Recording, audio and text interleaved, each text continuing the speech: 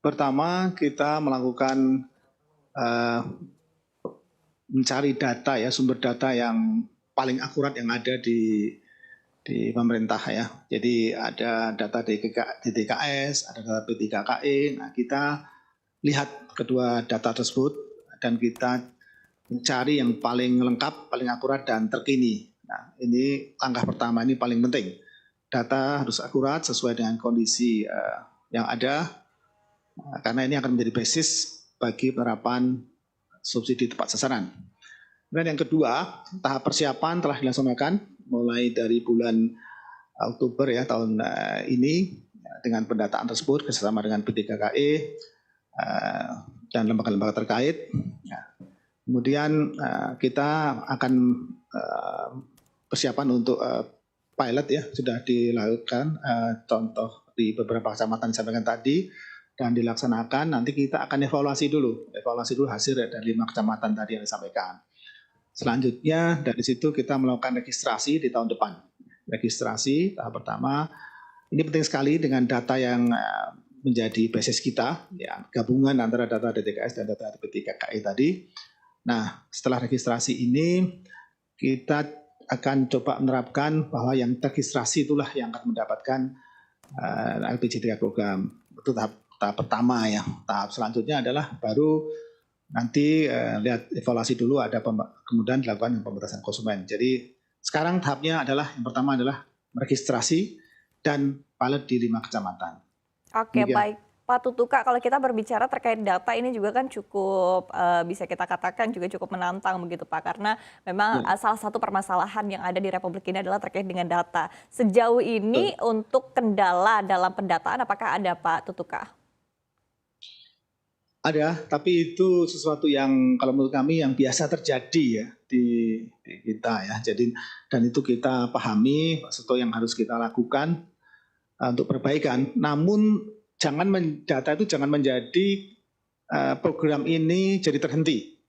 Jadi yang kita lakukan adalah sambil membagi data, ya, sambil piloting atau contoh beberapa tempat, pengambilan beberapa tempat untuk sebagai langkah awal ya, kita perbaiki data. Jadi kita sambil melakukan implementasi, kita perbaiki data. Itu yang kita maksud dengan tahap-tahap untuk implementasi dengan beberapa kecamatan tadi. Ya. Oke, baik. Kemudian dengan adanya tadi ya subsidi yang ditargetkan lebih spesifik begitu ya, diharapkan juga subsidi untuk LPG 3 kg ini bisa lebih tepat sasaran. Apakah ada ininya Pak, apa efeknya begitu terhadap anggaran yang dikeluarkan oleh pemerintah untuk pemberian subsidi ini, baik dari sisi tentunya dari sisi nominal anggaran dan juga dari sisi jumlah LPG yang disiapkan Pak? Ya, jadi pertama ya, ini kita sadari bahwa dari tren beberapa tahun itu pemanfaatan atau penggunaan LPG PSO 3 kg ini meningkat, sedangkan LPG yang non PSO justru menurun. Ya, jadi ini yang perlu dicari penyebabnya apa. Nah, kemudian dilakukan survei ke lapangan tahun ini, tim kita gerakkan semua bersama BPH Migas juga. Nah, kita akan melakukan data yang lebih lengkap akhir tahun ini untuk dilakukan evaluasi.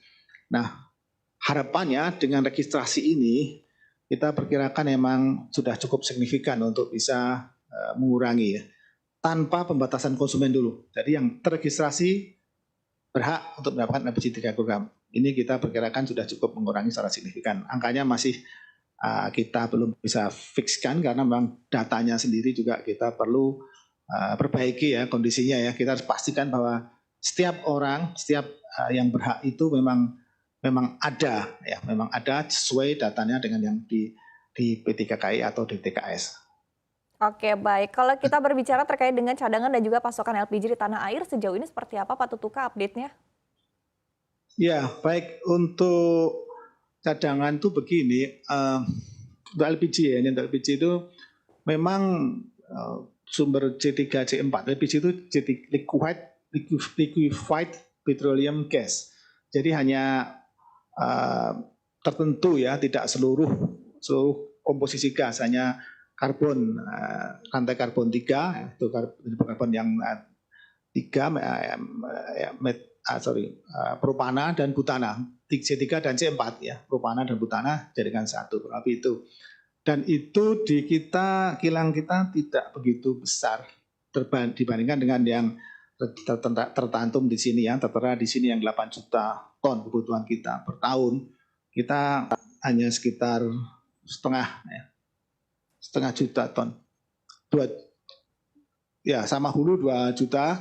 Jadi kita tidak bisa memenuhi kebutuhan seluruhnya ini, sehingga kita perlu mengimpor sekitar 70% ya, 67% lah untuk kebutuhan ini. Jadi 6,4-an ya, itu yang perlu kita impor. Dan importnya ini dari negara yang besar ya, dari United Emirates Arab, UAE, dan Amerika yang besar.